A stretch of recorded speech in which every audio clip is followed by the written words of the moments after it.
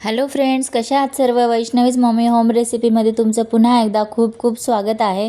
तर आज आपण बनवणार आहे मस्त अशी दुधी भोपळ्याची सुकी भाजी. इथे मी मस्त असा छानपैकी हिरवागार असा दुधी भोपळा घेतलेला आहे. तर आता आपण त्याला स्वच्छ धुवून घेऊन आहे ना, तर त्याचे साल काढून घेऊया. व्यवस्थित असं साल व्यवस्थित काढून झाल्याच्या नंतर कट करून घेऊया.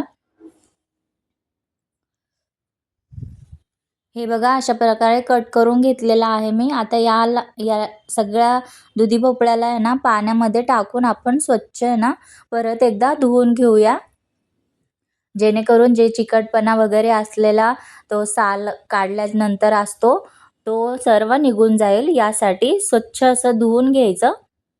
धुवून घेऊन झाल्याच्या नंतर आता व्यवस्थित आहे ना सर्व एका प्लेटमध्ये काढून घेतलेला आहे मी. आता याचे आपण बारीक बारीक काप करूया.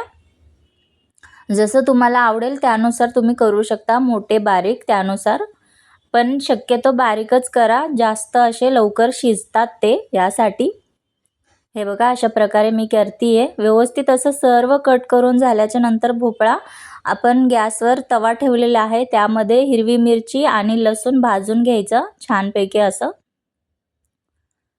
इकडे मी शेंगदाणे वापरत नाही, तुम्हाला आवडत असेल तर तुम्ही शेंगदाणे पण यामध्ये भाजून आहे ना वाटून या भाजीमध्ये ॲड करू शकता. त्यानंतर मी जिरं आणि थोडंसं आहे ना मीठ टाकलेलं आहे यामध्ये आणि हे बारीक वाटण करून घेतलेलं आहे. त्यानंतर कढई ठेवूया, त्यामध्ये 1 ते 1.5 चमचा तेल टाकायचं. तेल टाकून झाल्याच्या नंतर डायरेक्ट आपण हा भोपळा यामध्ये फ्राय करून घ्यायचा तेलामध्ये, जेणेकरून आहे ना व्यवस्थित असं छानपैकी सर्व तेल लागेल या भोपळ्याला. तुम्ही अशा प्रकारे एकदा नक्की करून बघा, तुम्हाला खूप आवडेल. मी अशा प्रकारे नेहमी बनवते, तर सर्वांना घरामध्ये खूप आवडतं. त्यानंतर आता हे सर्व वाटण आपण जे केलेलं होतं ते यामध्ये टाकूया. त्यानंतर थोडीशी हळद टाकायची आणि सर्व व्यवस्थित मिक्स करून घ्यायचं. खूप टेस्टी भाजी लागते ही. तुम्ही एकदा माझ्या म्हणण्यानुसार नक्की ट्राय करा. आणि इथे मी थोडीशी हरभऱ्याची डाळ पण टाकलेली आहे, ऑप्शनल आहे. तुम्ही टाकायची असेल तरच टाका, नाहीतर नसेल आवडत तर नका टाकू.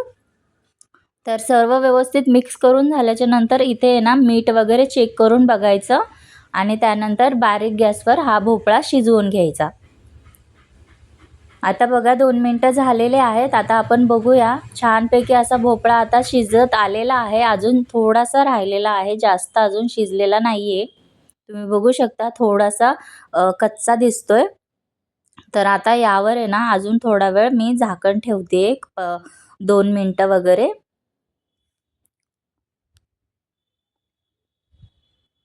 2 मिनिटं मी झाकण काढून झाल्याच्या नंतर आता आहे ना परत झाकण ठेवलेलं आहे. झाकण काढून झाल्याच्या नंतर आता परत चेक करूया आपण. आता तुम्ही बघू शकता व्यवस्थित असा भोपळा शिजलेला आहे, मस्त असं तेल सुटलेलं आहे. तुम्ही अशा प्रकारे भाजी करून बघा, तुम्हाला नक्की आवडेल. तर ही भाजी भाकरीसोबत किंवा भातासोबत तुम्ही खाऊ शकता. मस्त असा मऊसूद असा शिजलेला आहे भोपळा. तर एकदा माझ्या म्हणण्यानुसार नक्की ट्राय करा. तर हा व्हिडिओ तुम्हाला कसा वाटला मला कमेंट करून नक्की सांगा. आणि व्हिडिओ आवडल्यास व्हिडिओला लाईक करा, शेअर करा आणि सबस्क्राईब करा. आपल्या चॅनलवर अशा सोप्या रेसिपी असतात, 2 ते 3 मिनिटात होणाऱ्या अशा या रेसिपी असतात. तर तुम्ही एकदा चॅनल चेकआउट नक्की करा आणि मला सपोर्ट करा. Thank you so much. परत भेटूया नवीन रेसिपीसह. सर्वांनी काळजी घ्या.